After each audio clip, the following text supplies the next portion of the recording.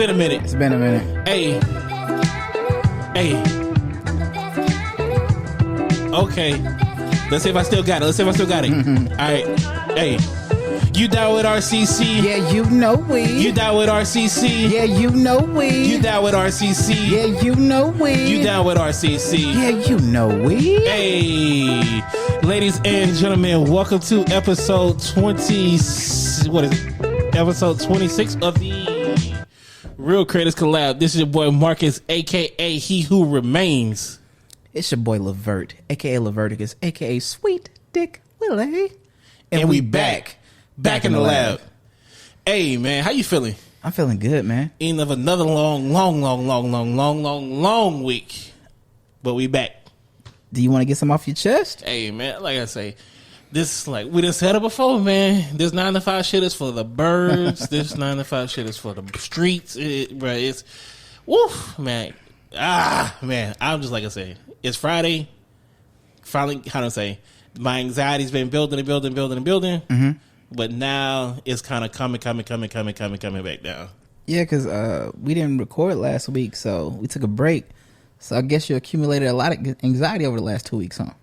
Yeah, I guess. Yeah, it was building. I'm like, what was like? I'm like Mount Everest or what is it, Kilimanjaro or Krakatoa was just building. It got up that high? Yeah, I just needed a release.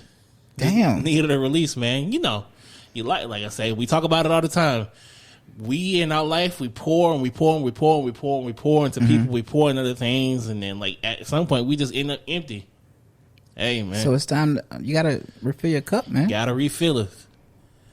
The Lord refilleth. Hey, but yeah, so that's facts. That's that. So that's that. But nah, man, I'm good. I cannot complain. I'm good. I know I'm going to be recharged very soon. Okay, that's a good outlook on life. Positivity really reigns, man. What about you? How you doing? How you been? I've been good, man. I can't complain. My week has been pretty steady. Learning different things, and I've been actually recording a lot lately. That's why I said that new track called "Whine It Up" is going to be releasing pretty soon. Hey, y'all heard it before the episode, man. Whine it up, man. Streets need it, man. That motherfucker go hard. I love it.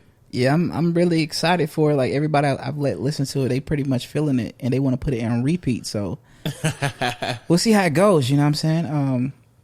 It's been a blessing to just really get back to my art, man, and really focus on myself, because there's been times where I've been focused on a lot of outside variables. Then I just had to really pivot and turn back to myself, and because oftentimes we can become distracted with a lot of different things. But I'm learning how to really manage all of that. Okay. So that's definitely been I've been getting inspiration from different experiences with life and stuff like that. So Whine It Up is basically like a track that I want to do that was fun and sexy, man. Whine it up. Dealing with like Afro beats and dance hall culture and stuff like that. And like I said, it's in the process, probably 50% done. I'm still recording and doing like different mixing and stuff. I do everything myself, like producing, mixing, writing. Very talented man. Very talented. Appreciate it, man. Like I said, like when people hear it, I'm always appreciative of the feedback, because if it's trash, just let me know. If it's trash, okay, I need to go back to the drawing board. Well, nah. How do I say? This is, and we talked about this before. I hate when people with no context or understanding of how music is created or the background behind it can begin to judge and say something is trash or not. That's something that's why I'm very hesitant to call any artist's art trash. I am too, but like I said, when it comes to me, I always value your honest opinion. Yeah, I value my brother's honest opinion too, because we used to do music and art together, but he's pivoted to more of a tech field. And shout out to my brother, man. Like, my brother is killing the game in regards to being in the tech field. I'm so excited and happy for him, because he made a dope purchase this past week. He had bullshit, man. He had purchased a new car. And like the car is fire. You ain't gonna tell me what the car is? It's a 2021 Corvette, and the shit is fucking. It's a Stingray version. The shit is dope. Sexy as a motherfucker. My brother's always been one of my inspirations, man. Like, because even though I'm the oldest boy, and I have two younger brothers, my youngest brother has always had a gift with computers and shit like that. Uh-huh. And basically, he's self-taught everything that he's doing right now, which is so dope. And I've seen him like dedicate hours into like building himself up and stuff like that. So he inspires me as I'm going through my own journey. Definitely. And I love my family. I love my brother and all the different gems he gives to me, because oftentimes we as black people, more than often, we don't have those different type of people who have experiences around us where they're wealthy and stuff like that. Yeah.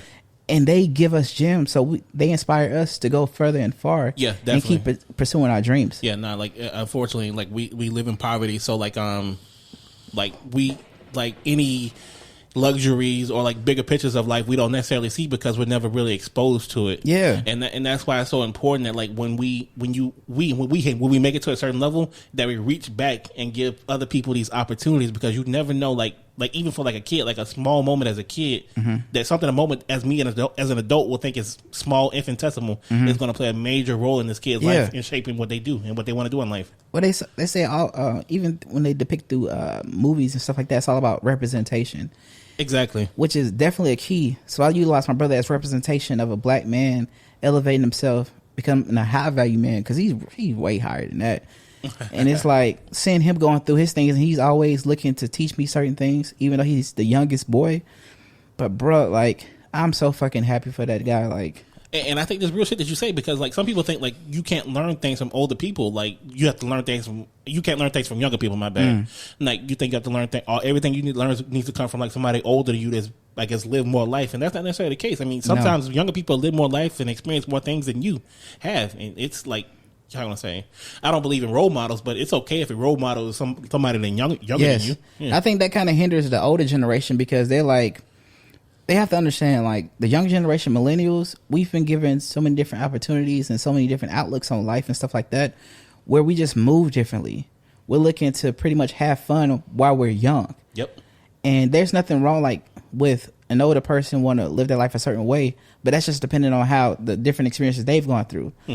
But I think with us, we've progressing so faster than the older generation, where they become detached to it, and they like, well, you shouldn't get this or that at this certain period in your life. And fuck that. We young, we like, bruh. Fuck that. Especially after the pandemic, like, you need to enjoy yourself and enjoy your life while you living right now. I agree with you saying, like there's this mentality that like young people have to wait their turn for certain things. Yeah. And it's fuck that, man. I do believe that we get to where we're supposed to go when it's time, but this mentality of waiting your turn, that's the dumbest shit. That's like the white man's mentality being forced upon us. Like, fuck that shit. Yeah. If you want some shit, go take that shit. Go do it. Go get it. Go get it. Go get it.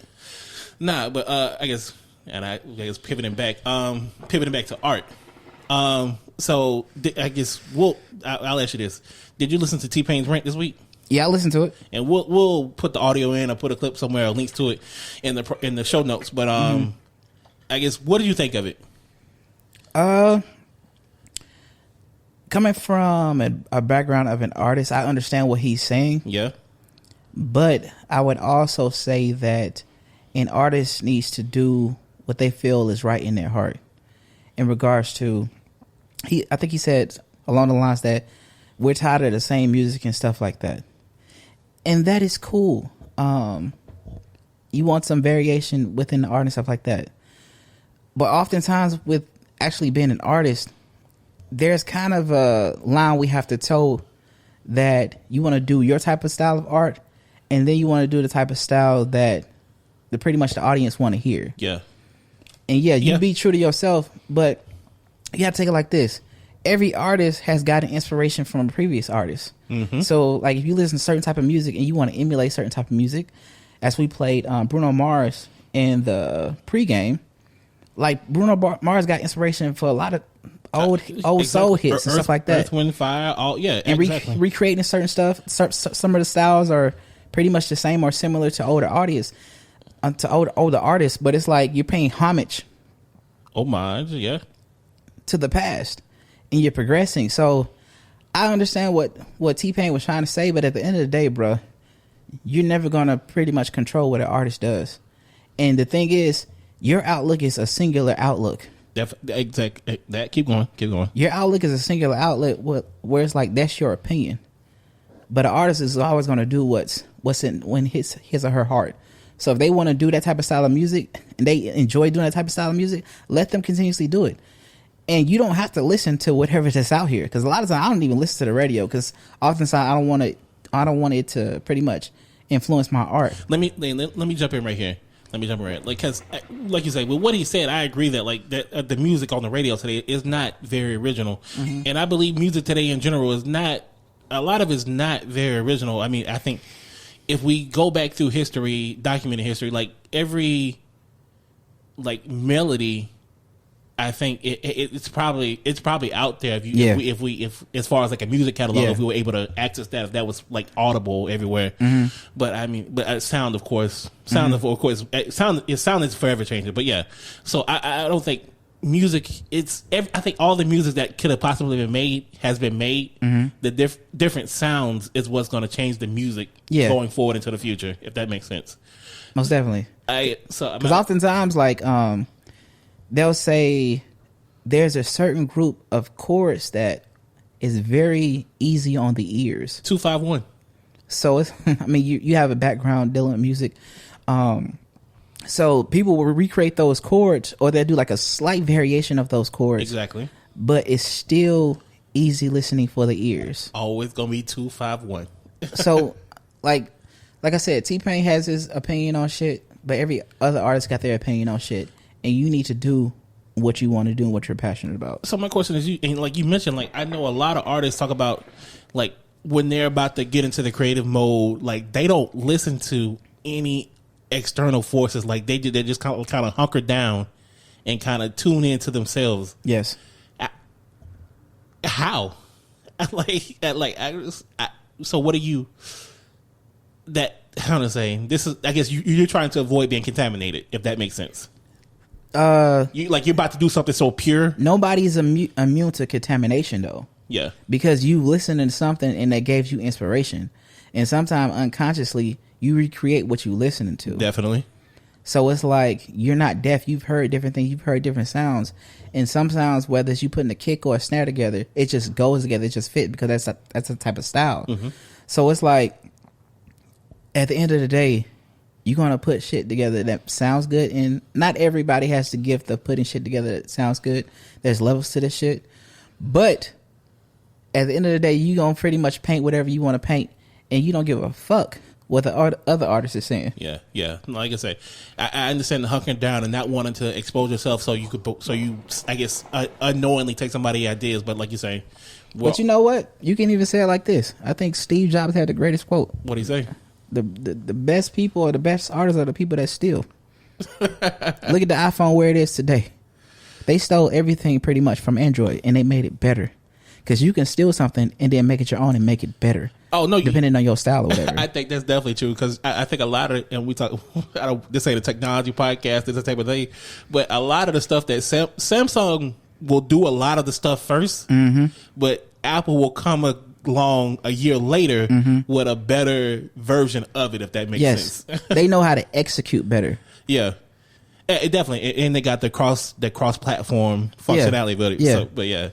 So I think that's definitely true. I mean, shout out to T-Pain. You know what I'm saying? T-Pain he's like, you would never talk about music without talking about T-Pain and how he influenced in regards to auto-tune and his sound and stuff like that. Dope singer. Really, he's a dope singer.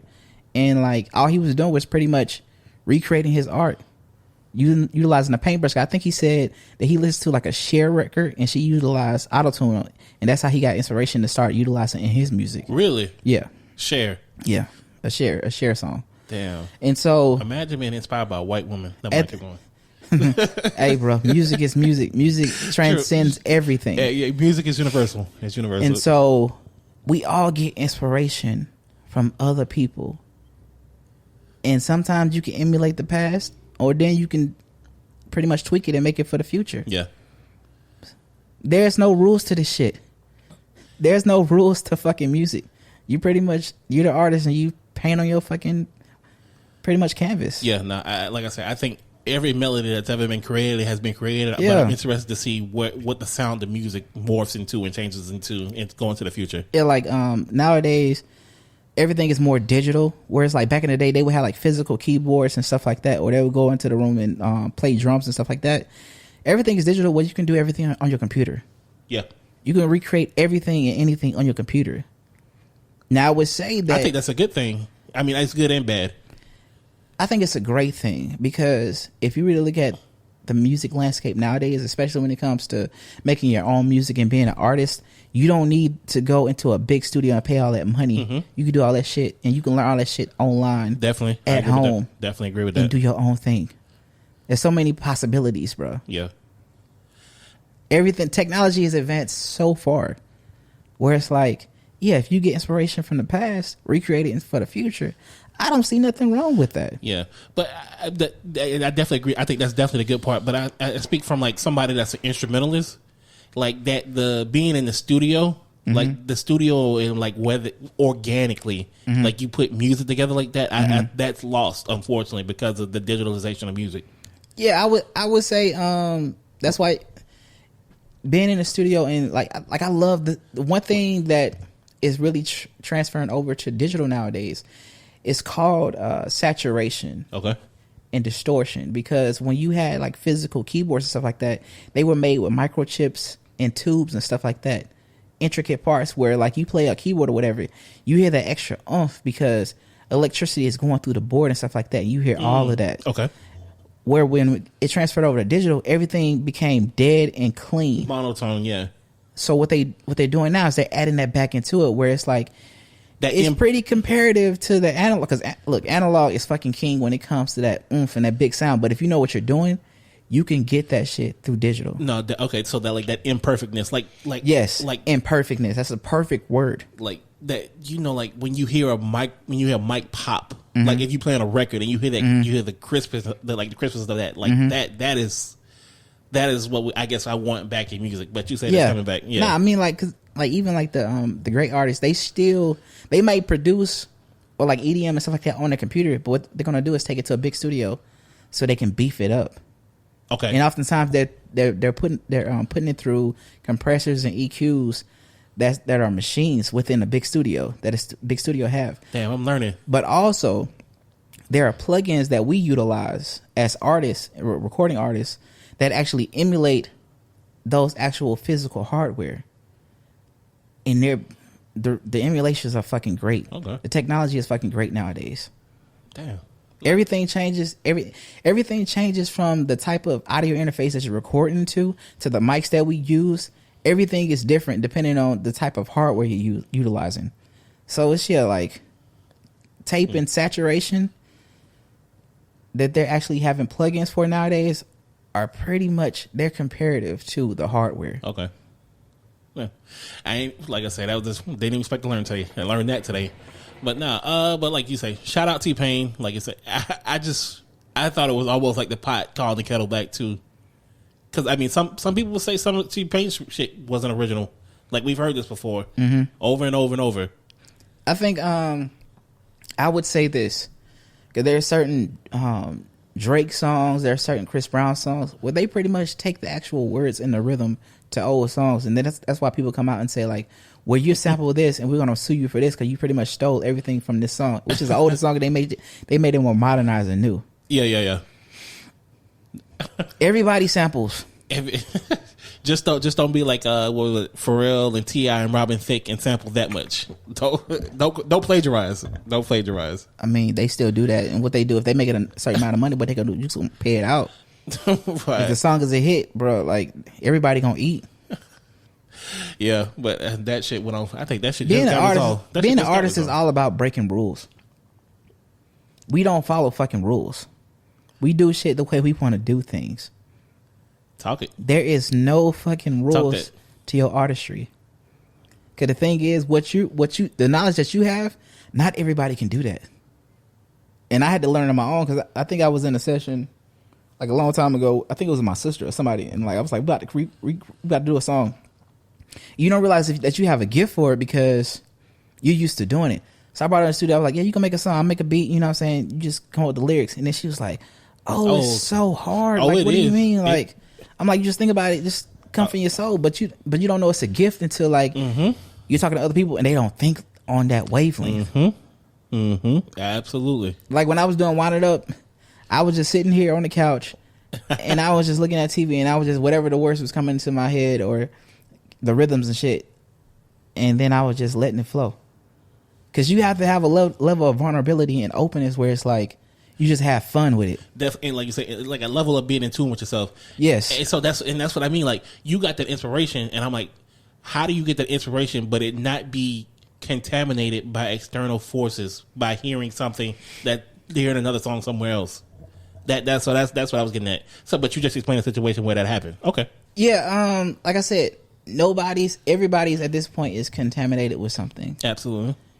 And nobody is pure where they coming up with brand new shit, because music is around for years, thousands and of like years. you said, like everybody's pretty much played everything. But you get inspiration from it. You get inspiration from other music. You get inspiration from life.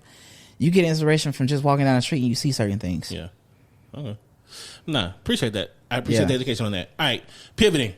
My nigga, have you seen Loki on Disney Plus? Loki is the shit. Bruh. Mind fucking blown, bruh. This show, I'm gonna be honest with you, this might be like, this is better than a lot of the movies they put out. This is better than a lot of the regular shows they put out. Oh, I mean, it's definitely better than Marvel is killing the game. It's better than Falcon and the Winter Soldier. It's better than WandaVision, bro. Like this. Like, to me, it was better than the movie that just came out, Black Widow. Oh, I don't think that's saying much. I don't expect much from Black Widow at all. That's why I haven't watched it yet. But you have, and I'm gonna give it a chance because you. If you like Winter Soldier, you're gonna like this Black Widow. Okay. I love Winter Soldier. Yeah, but like Loki is like top 5 Marvel product produced. You have a good company or a good production in regards to, you take a character that was pretty much a side character and you make us love the character. Yep. Become enamored with the character. Become like, okay, we want more of the character. Yeah. Because pretty much the start of the story, we like, well, how are they gonna take Loki outside of the timeline? Because the whole thing is about like Loki is now become a variant because he did some shit where it's like they're trying to keep the timeline steady. Yeah, he jumped outside of the sanctioned timeline. The sacred timeline. Almost created a Nexus event, which is like a parallel timeline universe thing. Mm-hmm. And you, like you said, they want to keep the timeline tidy. And this show is 6 episodes. Mm-hmm. Each week progressively got better and better and better. And I don't know if between the show I don't know if I like the soundtrack or the show better. Because like I think her name's Natalie Hall. Mm-hmm. She was the musical director for this show. Mm-hmm. My nigga, the music for this show was amazing. Like it's like the Loki's theme song. Like it's like the strings and shit. The strings, you got the orchestra playing, and you got like this fucking like low brass section like fucking honking his ass off, like give you this intensity and this deep feeling of like dread. Yeah, that man. But like, so the music is one thing. The show itself, tell me. So with episode 6, the finale, when the door opens and it's revealed, Jonathan Majors, Kang the Conqueror is revealed. What goes through your head? I screamed because we're both fans of Lovecraft Country, and that's why I got exposed to Jonathan Majors with Lovecraft Country. And shout out to Lovecraft Country, even though y'all pretty much canceled everything. I felt like the ending was a good finale. Where it's like we didn't know where they're gonna take it from in season 2. It felt like it was an open and closed shut series, just like Watchmen, yeah, with Regina King, open and closed. So seeing him put, like, I can definitely say with Marvel trying to be diverse within the characters is so fucking dope, man. We talk about representation, but to see him act in Lovecraft Country as Tick, and then to see him as the Kang variant. I think this variant is Immortus, the original Nathan Richards, is explaining throughout the story. Yeah, to see him and him be like so quirky, like, but man, this man, like, the word thespian. This man is a true thespian, like an actor of the top peak. I love seeing my black folk, cause like Issa Rae said, "I'm rooting for everybody black." And Absolutely. black people have been so undervalued, underrepresented in acting and stuff like that. We have some great actors, and to see, because pretty much black is gold right now. Every movie that a black person lead, that shit is fire. Money. Especially when it comes to the MCU and other movies like that. So it's like, to see him gonna be the next big bag, Kang the Conqueror. I don't think Thanos is going to touch the type of shit that this nigga is about to put down. Because everything that we do as black folks, nigga, we got swag. We got that we add that extra. Je ne sais quoi. We be on a different level.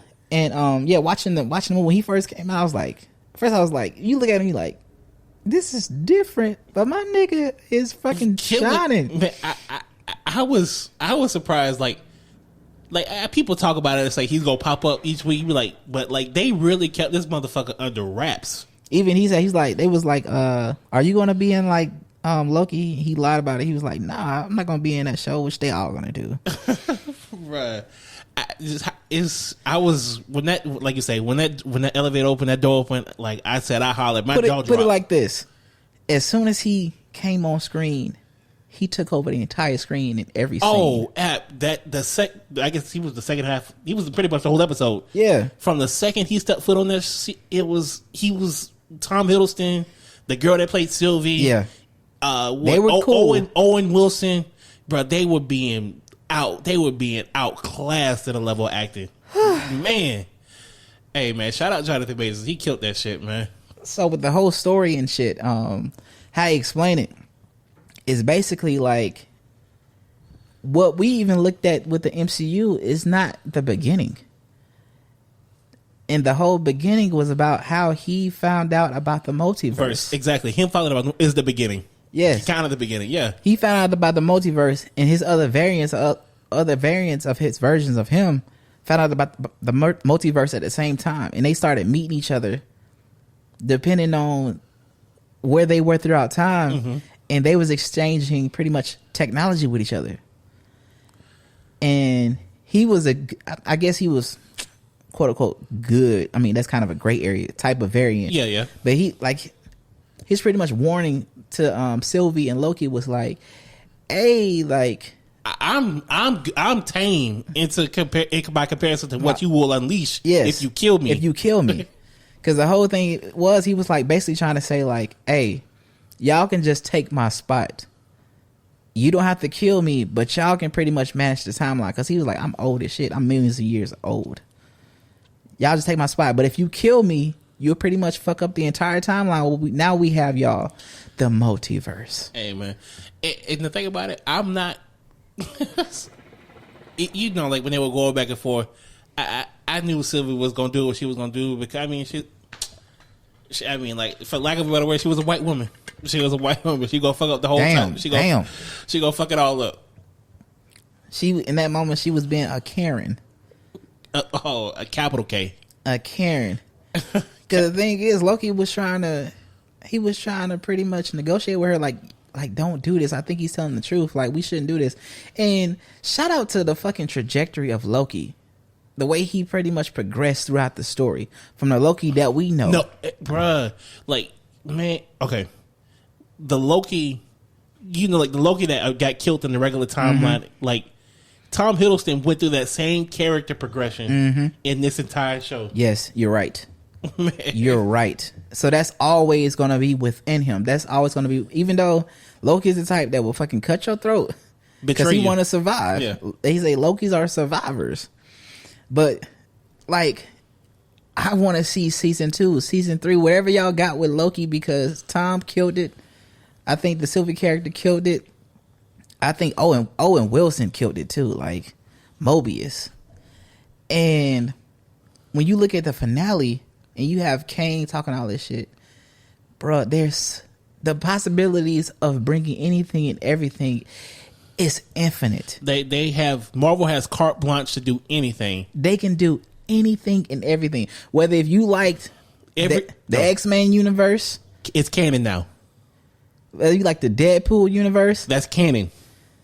anything and everything. Whether if you like all the Spider-Man universes, canon, Blade, canon, The Godfather, any Fantastic Four movie made all before canon. Canon. They can bring all the old school characters, bro, all the different variants. Hell, they can do like a variant of a lot of people didn't like the movie, the new Fantastic Four with the Michael B. Jordan shit. Yeah. It's canon. It's all fucking canon, where it's like they just branched off timelines. Bruh, Like, you know what? They can bring in, if they wanted to, the Netflix shows. Canon. Or Agents of S.H.I.E.L.D. Like, essentially, Kevin Feige. No, I'm just saying it. Agents of S.H.I.E.L.D. Kept anybody that's ever played a Marvel superhero should thank Kevin Feige right now, because this nigga's made it possible for you to still collect the check in the year 2021 going forward. Shit. Bruh, I'm so excited. We thought we was living in a great time when we had the when the MCU started with Iron Man. Well, really, it started with Blade, if you really know. Real niggas know. Blade pretty much launched everything. They got money from Blade in order to make the Iron Man movie. You can bring back the characters that died and shit like that. Man. Black Widow if you want to. And just a side note with Black Widow. Talk. The girl who played Spoiler alert. Yelena Vanova, the her blonde sister, the blonde. I think she was the best part of the fucking movie. And she did so good. I will not miss the old Black Widow. I would not miss Natasha at all. She looked thick. She looked thick in that white. She ain't thick. She's skinny. Oh, never mind. But I'm saying, like, when you see her on screen and she's so quirky and she's so funny. Like Natasha, she's more serious. Mm-hmm. This new Black Widow we're getting, I think we're definitely gonna enjoy her. I don't. So there's a Black Widow going forward. Never mind. That's a spoiler. All right. Don't tell me. I ain't gonna tell you. But I'm saying, when you watch the movie, you can understand why they did the movie to pay homage to Black Widow. Yeah. It's like a passing of the torch. But going forward, I'm like, I definitely want to see more of you. Okay. More of her sister. But yeah, like, it's infinite possibilities, y'all. Like, we are in a great time. Like, Doctor Strange in the Multiverse of Madness is gonna be fucking insane. It's gonna be fucking insane. Ant-Man 3 Quantum Mania gonna be fucking insane, man. Like, 2022 cannot get here fast enough, man. Bro, we thought phase 1 through 4. I think we're in phase 4. Are we in phase 4 or phase 5 right now? I thought we were in phase 5. I gotta look that up. Yeah. But I'm saying, we thought that was good, bro. This right here, nigga. Because we was thinking, this right here, nigga. We was like, where they gonna go from here? Like, we got so enamored with the characters, and we was like, I kind of want Iron Man back. But now we're like, nah, let Iron Man stay dead. Like, exactly. Like, you let Steve Rogers stay dead. We got a black fucking Captain America right now. Oh man! All right, so shout out Loki, man. That shit was motherfucking amazing. Shout out Jonathan Majors, Tom Hiddleston, the woman, I don't know her name, who plays Sylvie. Yeah. The whole cast, man. Like, yeah, man. Y'all killed it. Yeah, the cast, the editors, like Natalie Holden, fucking music director. Thank man. People won't say this, but shout out to the people who edit this shit and did the fucking post production and did all the special effects. Definitely true, because that was fucking amazing. After that, those people I have a greater appreciation for after that last season of Game of Thrones, because the motherfuckers on Game of Thrones, they give a fuck. The last season, I still remember the fucking that Starbucks shit. I was Starbucks. Like, what the fuck, man? Y'all don't give a fuck, though, man. Shit. Hey, man. Speaking of niggas not giving a fuck and being not shit, I ain't shit motherfucker of the week. Who you got? Let's get into it. You want to go first, or you want me to go first? You go first. Right, what you got? Oh man, like I say, it's a lot of motherfuckers out there deserving of this award. You know, recognition goes around, but we got time. Anybody can get it. And my ain't shit motherfucker of the week comes from, I saw this post on Instagram, and it's from this handle called Celebrate. And this is a story. It's a real story. Okay. It goes like this. Once upon a time, not long ago. The guy writes, this is a guy, he said, I met this chick at a house party. She said I was handsome and started following me as I mingled with folks. I didn't pay any attention to it until I walked towards the hallway looking for the bathroom. When I opened one of the doors, it was a bedroom. She shoved me in and quickly slammed the door, locked it, and hit the lights. I wasn't feeling her like that, so I pushed her off me and tell her to chill. She kept trying to kiss me, and then I overpowered her and turned on the lights. I told her I'm not feeling her like that and to back off. I unlocked the door, and when I came out the bedroom sweaty and angry, her girlfriends were in the hallway. They said, "Where is she?" She then comes out of the room screaming, "He tried to rape me."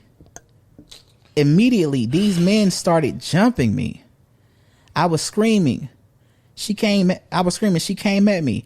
I started fighting who I could. The cops were called and the chick was crying and screaming. They showed up and handcuffed me, then started handling me. The owner of the house came running out screaming, "Where did this happen?" She screamed, in the first room before the bathroom. He then said, "I have a camera in there. That's my office." The camera records video and audio. Man. "Let me show you, officers." The chick immediately stopped crying. As I stood there in cuffs, I waited for them to come back. When they did, the officer said, "Uncuff him and arrest her." The men I was fighting immediately apologized. That was my last party. Bruh. And she definitely gets the ain't motherfucker. The ain't shit motherfucker of the week. Women that do shit like that, bro, they deserve 25 to life. Yes, and that's what I posted. I was like, women who lie about rape should go to fucking prison. One, because you ruin this man's life potentially, and two, you make it even harder for the next bitch who actually might get raped. Exactly.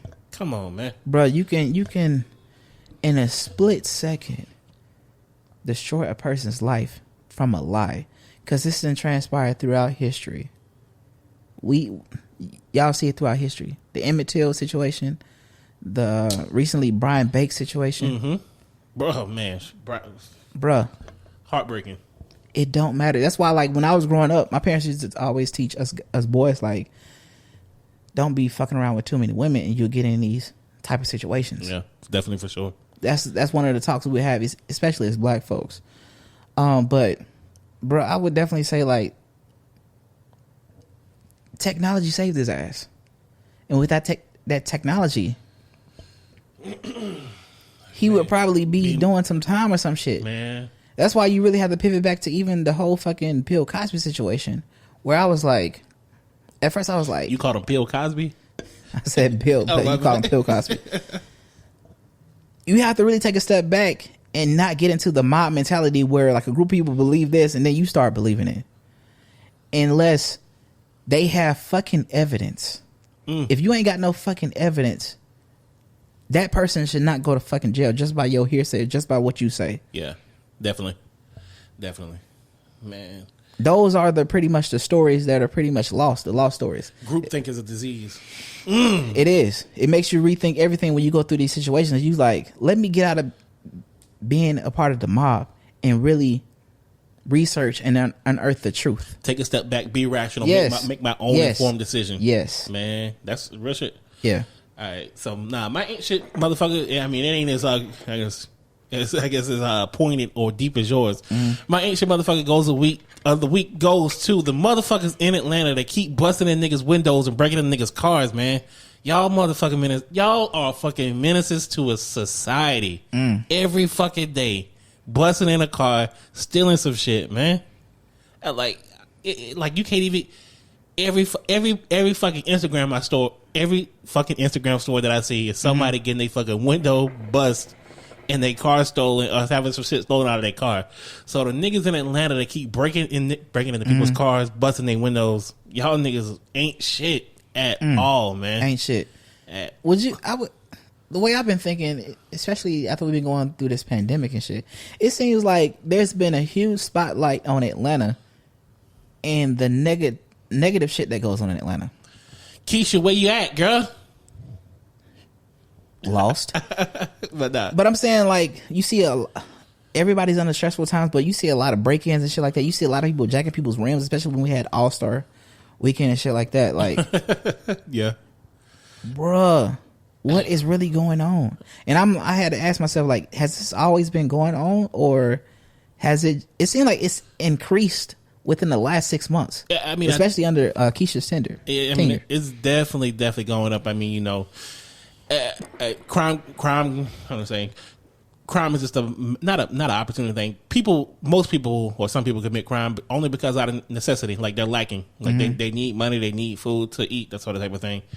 So that's definitely the case during the pandemic. But like, god damn, my nigga, like it's like every fucking car, every car.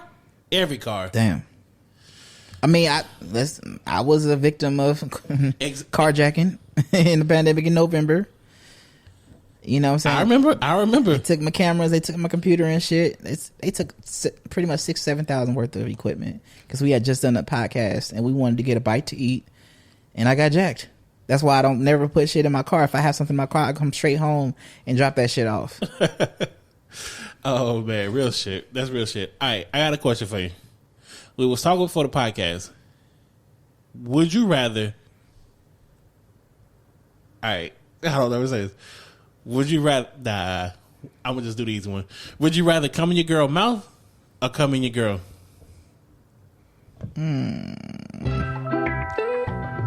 Both? Nah, you gotta pick, man. You gotta pick one or the other. That's a hard decision. Hey, thank y'all for listening to another episode of the Real Greatest Collab. This is your boy Marcus, he who remains. Shout out Jonathan Majors. It's your boy Levert, aka Leverticus, aka Sweet Dick Willie, and we out. We out.